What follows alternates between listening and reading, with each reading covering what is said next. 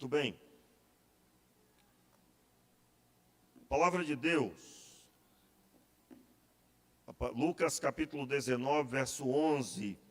Eu quero ler o início. Diz assim o verso 11. Ouvindo eles estas coisas, Jesus contou uma parábola porque estava perto de Jerusalém.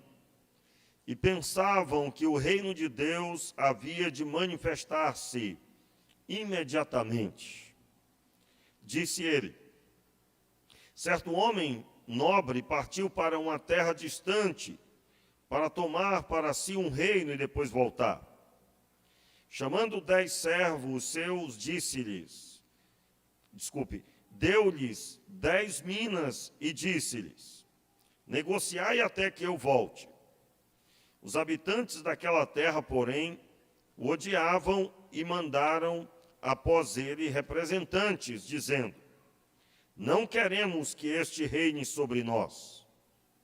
Voltando ele, depois de ter tomado o reino, vamos repetir aí o verso 15. Voltando ele, depois de ter tomado o reino, disse que lhe chamassem aqueles servos, a quem tinha dado o dinheiro, para saber o que cada um tinha ganhado e negociado.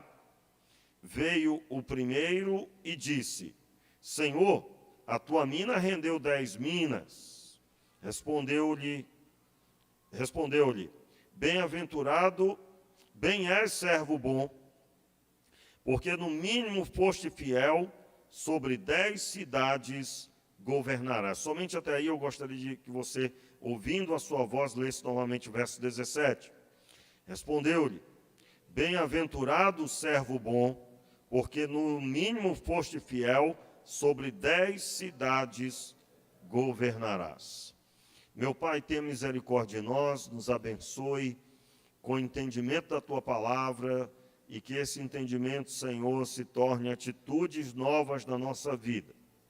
Oramos assim, meu Pai, no nome de Jesus. Amém e amém. Meus irmãos, havia uma situação aqui na vida dos discípulos de Jesus que era a espera de um reino terreno.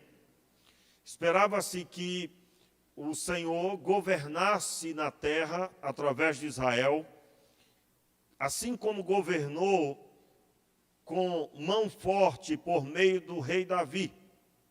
O rei Davi trouxe sobre Israel 40 anos de paz após o seu reinado. Ele reinou e durante o seu reinado ele obteve vitória sobre todos os inimigos de Israel.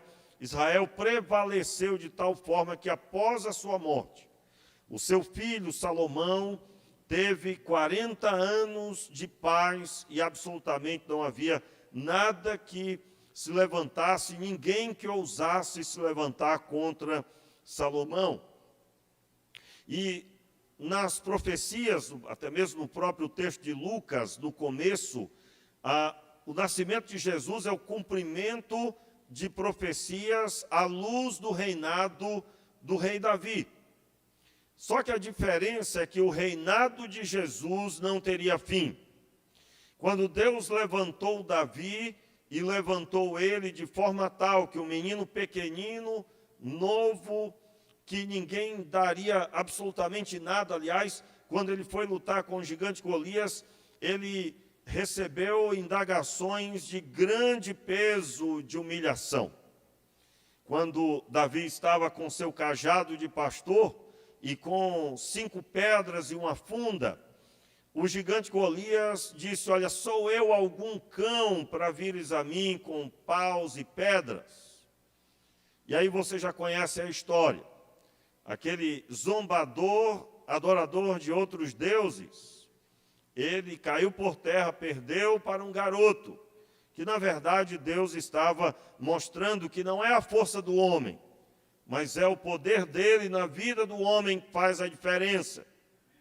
Eu quero, com isso, convidar você à reflexão, porque nós também, às vezes, cometemos esse erro de entender que o reino de Deus, ele é um reino governamental. E, é claro, você já deve ter percebido que isso gera até mesmo frustração. Por quê? Porque a conquistas de cidades, como se tornando cidades agora cristãs e abençoadas porque são governos cristãos, isso não tem demonstrado muito confirmação por parte da Escritura.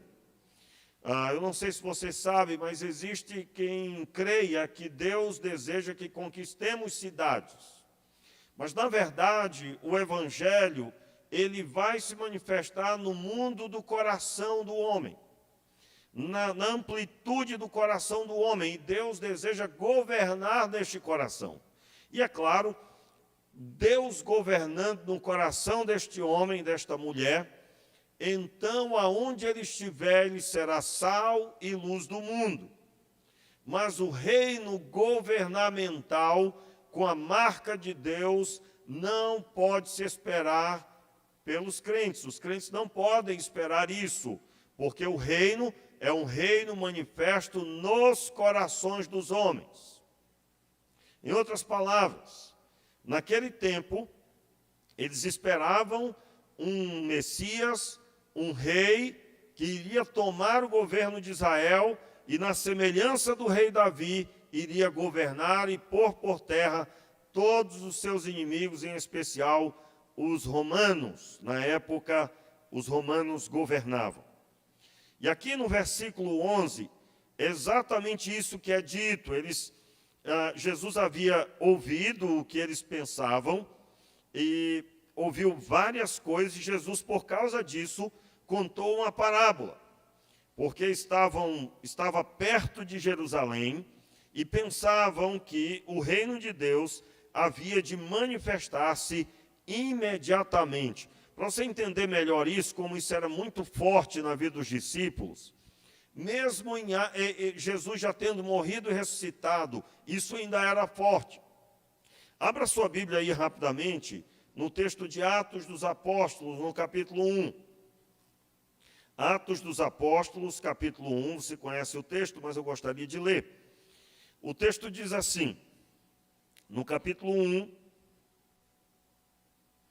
no versículo 4. E em certa ocasião, estando comendo com eles, ordenou-lhes. Amém? Todos estão comigo? Certa ocasião, estando comendo com eles, ordenou-lhes: não vos ausentei de Jerusalém, mas esperai a promessa do Pai, a qual de mim ouvistes. Pois João batizou com água, mas vós sereis batizados com o Espírito Santo dentro de poucos dias.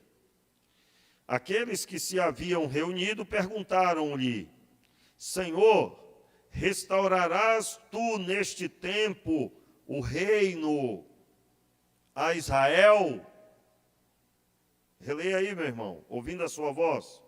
Perguntaram-lhe: Senhor, restaurarás tu neste tempo o reino a Israel? Ficou claro aí? E aí o Senhor Jesus responde o quê?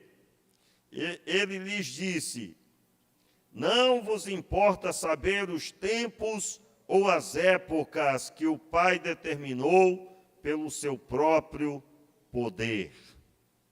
No entanto, ou seja, voltando ao assunto,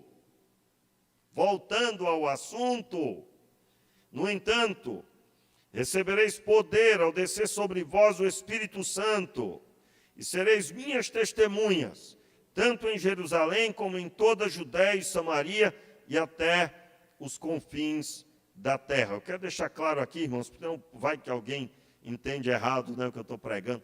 Pastor, então não vou me preocupar com o reino da terra, né? Não vou me preocupar. Meu irmão, é o exemplo de João Batista. João Batista estava pregando o reino sobre os corações.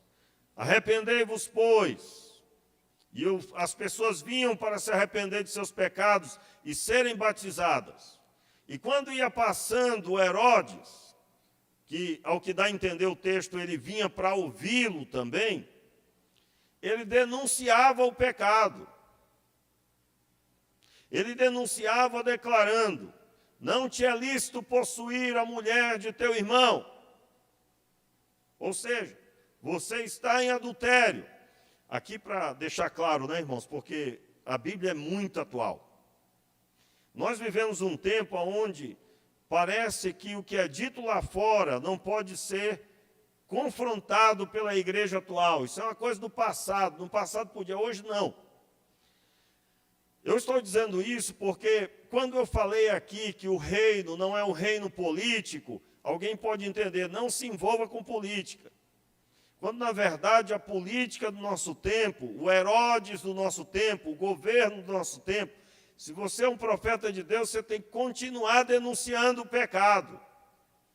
Você não pode baixar a sua cabeça, porque o Herodes, ele, com aquilo que ele faz, ele determina para muitos o que os outros vão fazer. Você acha que muita gente não se animou para casar com alguém que não poderia casar porque essa pessoa pertencia, ou seja, você acha que muita gente não se animou ao adultério por causa da conduta de Herodes? E até hoje é assim, né? As pessoas famosas, elas utilizam da sua influência e têm conduzido não poucas pessoas à destruição. Porque está na moda fazer o que fulano faz. E aí, é claro, eu estou falando dentro de uma linguagem geral. O que é que a igreja deve fazer? Deve denunciar o pecado e, é claro, viver fora do pecado, porque crentes que vivem em pecado denunciando o pecado também não vale.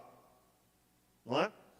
É muito bonito denunciar o pecado estando sentado numa cadeira. Não, meu irmão. Você tem que estar fora do pecado. Eu quero lembrar aos irmãos o princípio do apedrejamento. É bem feio isso que eu estou falando, né? Só quem entende contexto bíblico. Qual é o princípio do apedrejamento? Quando alguém testemunhava que alguém estava em adultério, essa pessoa teria que pegar a pedra e ser os primeiros a lançá-la. Quando chegaram com a mulher que havia sido pega em flagrante adultério, Jesus declarou àquela multidão: aquele que não tiver pecado, lance a primeira pedra. Qualquer pessoa entende isso, né? Qualquer pessoa entende. Mas o texto faz referência ao Antigo Testamento. Porque na lei você vai encontrar que as pessoas que são testemunhas, elas devem ser as primeiras a pegarem a pedra e lançar, e somente depois o povo poderia lançar a pedra. E para quem estuda o texto vai descobrir que se aquela pessoa estivesse como falsa testemunha, ela estaria com o sangue daquela pessoa nas mãos, e ela também seria a próxima a morrer. E aí você tem exemplo na Bíblia, como é o caso de Jezabel, que reuniu falsas testemunhas para matar Nabote. E o resultado foi que ela morreu e Deus foi lá cobrar o sangue de Nabote.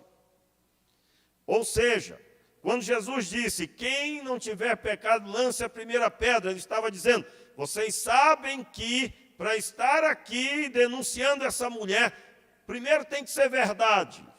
Primeiro tem que ser verdade, vocês têm que ter sido testemunhas.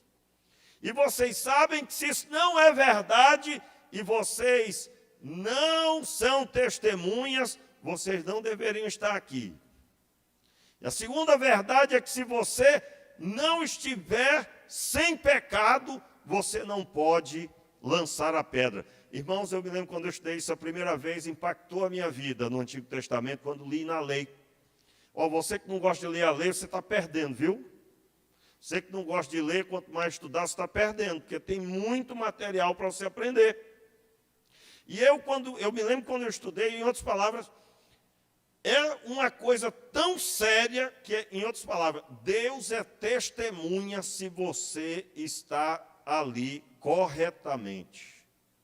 Eu acredito, irmãos, que a palavra de Jesus, naquele momento, foi carregada de temor e tremor de Deus ali, ao ponto que aquelas pessoas, do mais velho ao mais novo, foram indo embora. E acredito eu, lançando as pedras ao chão onde não deveriam ter saído. Mais tarde, quando todos foram embora, Jesus olhou para a mulher e perguntou a ela: mulher, onde estão os teus acusadores? E então ela, desprovida, cansada, ao que dá a entender, desamparada, completamente sem rumo, ela disse: nem eu te condeno. Vá e não peques mais. Meus irmãos, um reino é um reino, o reino de Deus é o reino sobre os corações. Então, esse texto de Atos dos Apóstolos mostra que com todos os ensinos de Jesus, os discípulos ainda estavam fissurados em algo que não era.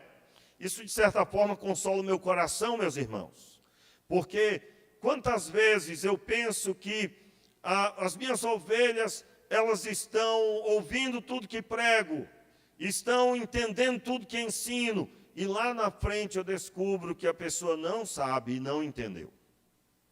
Meus irmãos, isso é um consolo para o meu coração. Aliás, foi tema da minha monografia, não é?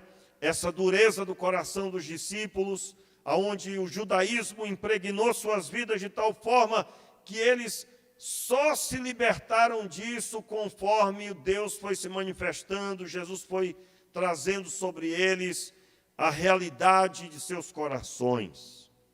Que Deus tenha misericórdia de nós, irmãos. Por quê? Porque nós também estamos sujeitos a confundir as coisas, a entender que Deus, Ele vai fazer o que nós queremos, o que nós esperamos. E é claro, irmãos, conforme já ouvimos o testemunho hoje, Deus tem 3 respostas para nós, não é?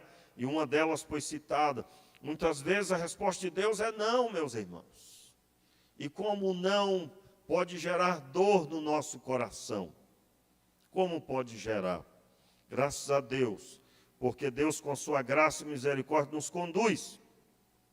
E o texto, então, diz que Jesus conta essa parábola. É claro, eu não vou pregar o texto todo, eu quero só trazer uma breve introdução, nós vamos finalizar na quarta-feira. Mas nesse início eu quero deixar com vocês 3 objetivos que o Senhor Jesus tinha com essa parábola. Primeiro, o reino de Deus, ele é muito maior do que os discípulos esperavam. Eles imaginavam que o reino de Jerusalém, o reino de Israel seria restaurado, mas o reino de Deus, ele é para todas as nações. Você deve se recordar quando o Senhor Jesus, em Atos 28, em Mateus 28, ele declara: agora ide por todas as nações e fazei discípulos. Ou seja, que o reino de Deus venha sobre as pessoas. O reino do Senhor venha sobre as pessoas. E então, o segundo ensino que nós temos nessa parábola é que a sua manifestação, ela é imediata, mas é imediata nos corações. Não é imediata no reino humano. O reino humano, ele será abalado com as coisas do Senhor, mas ela não é no nosso tempo, conforme eles esperavam. Nós podemos, em terceiro lugar, compreender que todos devem ser fiéis. Todos devem ser fiéis no cumprimento dos deveres que recebemos da parte do Senhor. E no dia do juízo, e acredito é o maior ensino dessa passagem, no dia do juízo final, a infidelidade será castigada e a fidelidade será recompensada. E eu quero me ater aqui nessa introdução, do que terminaremos na quarta. Eu quero me ater que para obedecer ao Senhor é preciso ter grande capacidade. E eu não vou aliviar não, viu, meu filho? Como assim? Irmãos, existe um evangelho aí sendo pregado, dizendo: não, meu irmão, você, de qualquer jeito você vai conseguir. Não, de qualquer forma. Você ora? Não, mas você vai também. Você lê a Bíblia? Ah, mas Deus vai dar um jeito, meu filho. Uma vez eu ouvi um pregador que teve a coragem, a audácia de dizer que a maior derrota do diabo vai ser no dia que tudo se encerrar, o inferno aberto para recebê-lo, e ele vai estar lá sozinho com seus demônios. Esse pastor atualmente se encontra desviado. Proferiu isso. Por quê? Acredito eu plenamente, irmãos, Deus só assina embaixo do que ele disse. E o que ele falou é que no dia do juízo, 2 estarão no campo, um será levado no dia da vinda, um será levado, o outro será deixado. O que ele disse é que aqueles que não obedeceram serão chamados para trás de mim, malditos, ide para o fogo eterno preparado para o diabo e seus anjos. Então, não é de qualquer jeito que se recebe o reino de Deus. Não é de qualquer jeito. Então, não venha com a história de que Deus é misericordioso e que Deus ama. Sim, Ele é realmente. Mas para receber o pecador, perdoar os seus pecados e transformar a sua vida para que ele saia e tenha uma nova vida à luz de Cristo. A luz de Cristo. Então, por que esse que vai obedecer tem que ter grande capacidade? Olha só. Jesus conta uma parábola usando o dia a dia das pessoas. Você sabe que todas as vezes que Jesus está contando uma parábola, ele está usando o dia a dia das pessoas. E ele não contava histórias absurdas, não é? Você sabe que tem umas histórias absurdas, né? Por exemplo, eu fico lembrando dos pescadores lá da região norte. Tem cada história de pescador, meu irmão, que você não entende. Jesus jamais usaria histórias como essa. Estava 2 pescadores, um querendo contar a pescaria mais vantajosa. Aí ele disse, olha, rapaz, eu fui pescar em tal rio. Como você bem sabe, esse rio, você sobe o rio, desce o rio, 2 dias, 3 dias depois você está lá. E aí, meu amigo, tinha tanto peixe, que ele disse, olha, não sabia o que fazer com peixe. Eu disse, é mesmo? Quando é que você foi lá? Ah, eu fui em tal ano. Rapaz, você foi num período ruim. Eu, quando fui lá, aí foi contar, né, que já conhecia, tinha tanto peixe que eu tive que afastar os peixes para poder colocar o anzol. Vai mentir assim, rapaz? Pense no mentiroso. E o caçador querendo contar vantagem?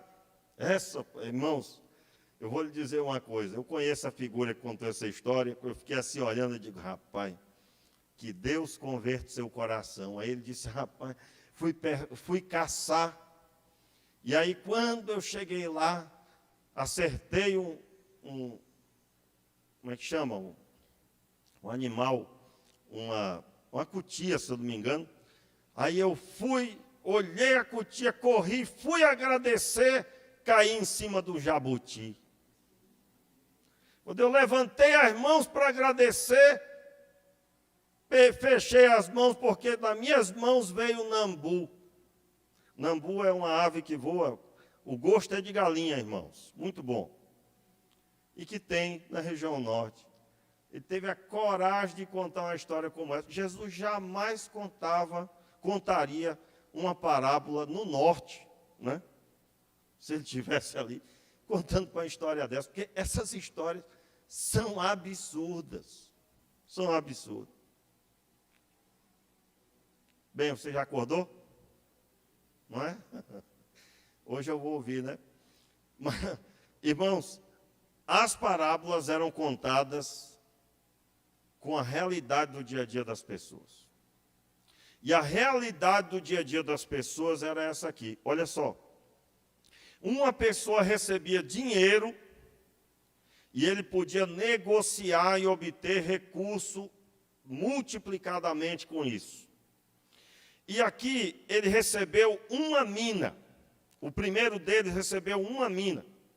E ele, quando vai prestar conta, ele multiplica essa mina quantas vezes? Versículo 17. 10 vezes ele recebeu. Aliás, veio o primeiro, verso 16, né? Senhor, a tua mina rendeu 10 minas. O que era uma mina? Uma mina era o equivalente a 90 dias ou 100 dias de trabalho de um trabalhador.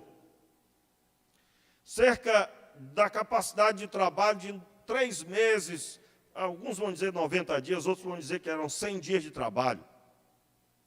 E ele recebe essa quantidade de dinheiro e ele multiplica 10 vezes esse dinheiro. Olha, você que está aqui e que você acha que a Bíblia não fala de recurso e da realidade financeira da época, você está terminantemente enganado.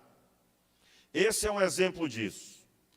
Por que Jesus contava baseado na cultura local? Só para você ter uma ideia, qual era uma das formas de se tornar escravo? Você poderia se tornar escravo se você não conduzisse bem seus negócios. Se você fizesse dívida e não pudesse pagar, você teria que se vender para poder pagar a dívida. Mas você teria que arcar com as consequências. Então, na época, havia um amplo conhecimento sobre recurso e como fazer esse recurso ser multiplicado. Por isso, irmãos, aliás, a Bíblia sempre ensinou isso. Esse assunto é absolutamente forte na Bíblia. E você encontra hoje pessoas que ignoram, que querem viver somente na fé, somente na oração e na leitura bíblica e não querem aprender a lidar com a arte da administração, a arte de como funciona o dinheiro.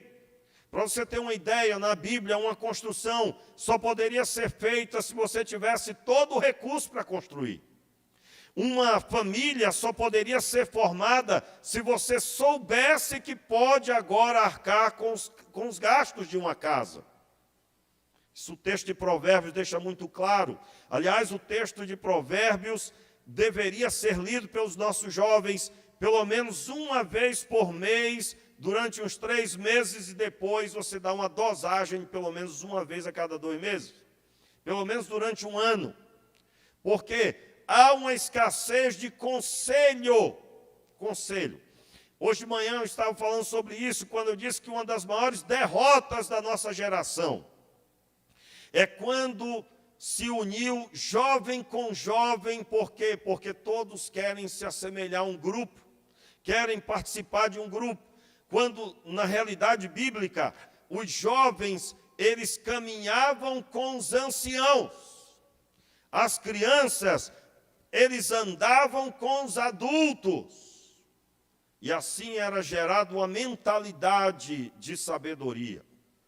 Hoje você vai ver, e isso é recente, isso não tem 40 anos direito, mas isso vai gerar o que você vê hoje em dia.